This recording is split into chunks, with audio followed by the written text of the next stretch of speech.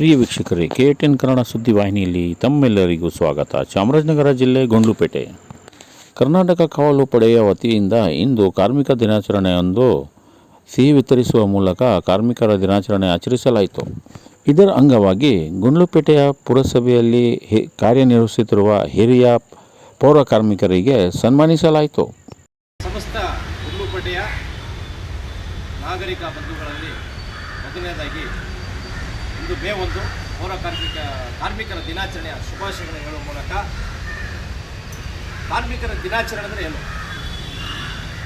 ವಿಶ್ವದ ಬಹುತೇಕ ರಾಷ್ಟ್ರಗಳಲ್ಲಿ ಮೇ 1 ಹಲವು ಸಂಘಗಳು, ಸಮಾಜವಾದಿ ಪಕ್ಷಗಳು ತುಂಬ ಅದ್ದೂರಿಯಾಗಿ ಸಂಭ್ರಮಾಚರಣೆಯಿಂದ ಆಚರಿಸುವ ಒಂದು ಉತ್ಸವ ದಿನ ಅಂದರೆ ಅದು ಲೇಬರ್ ಡೇ, ಕಾರ್ಮಿಕರ ದಿನಾಚರಣೆ. ಹಾಗಾಗಿ ಕಾರ್ಮಿಕರಿಗೆ ಗೌರವಿಸಬೇಕು. ಅದರಲ್ಲೂ ವಿಶೇಷವಾಗಿ ಕಾರ್ಮಿಕರಲ್ಲಿ ಪೌರ ಕಾರ್ಮಿಕರಂದರೆ ಸ್ವಚ್ಛತೆಯ ಮೂಲಕ ಅವರ ಒಂದು ಕಾರ್ಮಿಕ ವೃತ್ತಿಯನ್ನು ಮಾಡ್ತಾಯಿದ್ದಾರೆ.